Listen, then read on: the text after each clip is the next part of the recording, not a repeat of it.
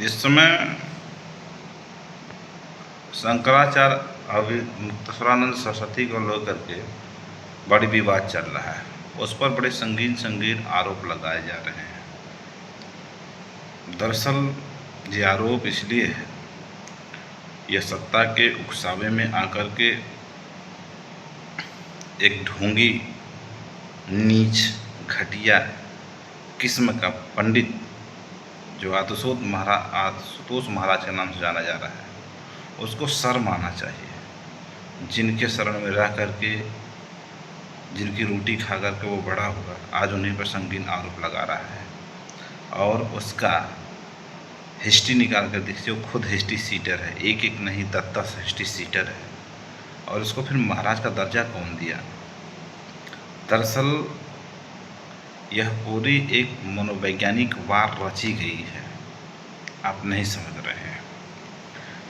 दरअसल मुक्तेश्वरानंद का एक ही बात कहना था कि आप गाय को राष्ट्रमाता घोषित कर दीजिए। लेकिन गाय को राष्ट्रमाता घोषित कैसे करे सरकार?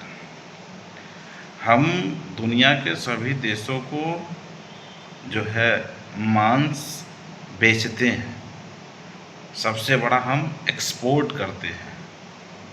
दुनिया के जितने भी देश हैं, हम सबको सबसे अधिक मात्रा में मांस हम देते हैं। तो अगर गाय को हम राष्ट्रमाता मान लेंगे तो फिर हम दुनिया के अन्य देशों को अपना व्यापार कैसे चलाएंगे? कहाँ से हम उनको बेचेंगे? इसी बात को लेकर के अभी मुक्तेश्वरानंद ने जो है एक कैंपेन चलाया। और जैसा आप सभी लोगों ने देखा होगा कि माघ महीने में अभी मुक्तेश्वरानंद अपने इसी बात पर टिके रहे कि गाय को राष्ट्रमाता घोषित करिए।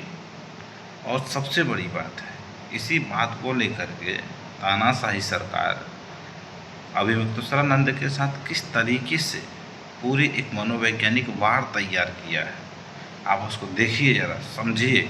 एक आशुतोष महाराज पागल बेवकूफ़, उसको समझ में नहीं आता कि वो किस तरीके के लांछन लगा रहा है।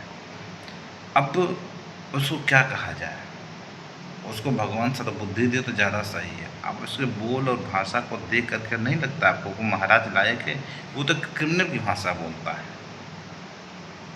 लेकिन मैं आपको बता देना चाहता हूँ कि वर्तमान सरकार की जो पूंजीवादी रणनीति है, जो पूंजीवादी सोच है, वो उसी का ये हिस्सा है जो अभी मुक्तेश्वरानंद पर लगाया गया आरोप है।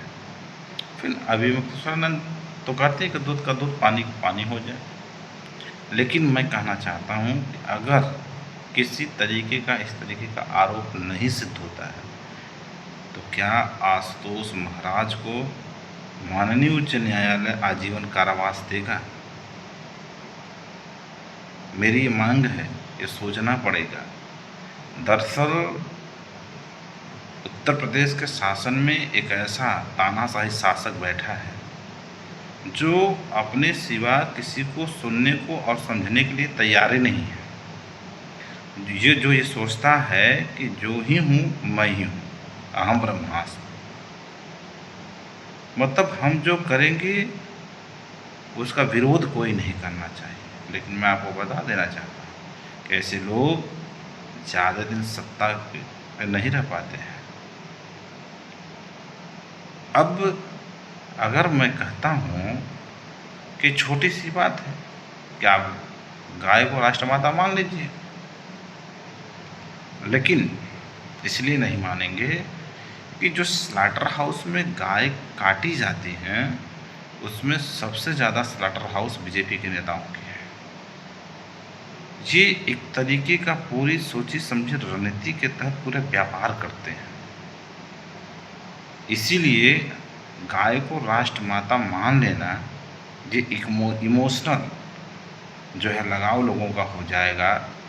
और फिर यदि स्लॉटर हाउस में गाय काटेंगे तो उसका लोग विरोध करेंगे। इसलिए इस तरीके की चीज़ें जो है सरकार नहीं करना चाहती। लेकिन अगर थोड़ी सी लाज और थोड़ी सी शर्म होती सरकारों की या महाराज आशुतोष महाराज को, तो सनातन जैसी चीज़ को बदनाम, सनातन का नारा लगाते हैं और सनातन को ही बर्बाद करने की कोशिश कर रहे हैं।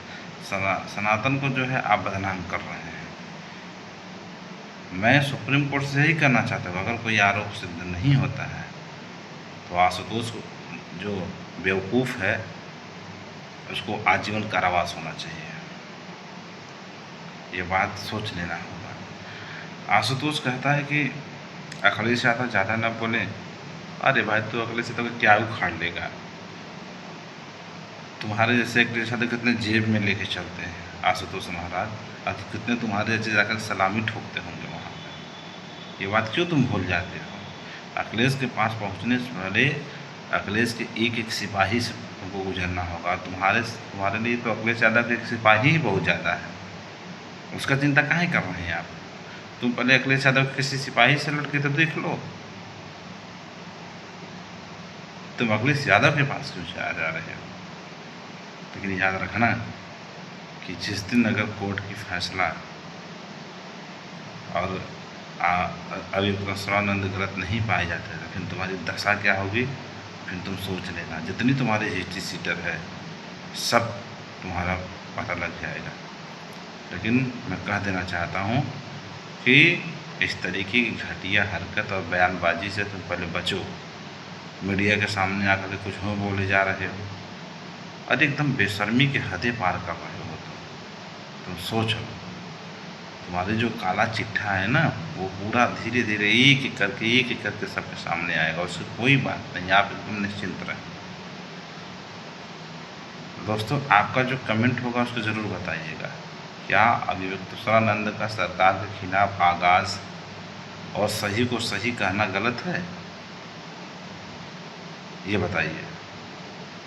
क्या आन्हरानंद महाराज का नाम है उसका, जो आन्हर है, क्या उनके जैसे सरकार में हाँ मिला करके प्राइवेट जेट से जो है यात्रा करे और इसके बाद जो है आशीर्वाद दे सरकार को, वो अच्छा है?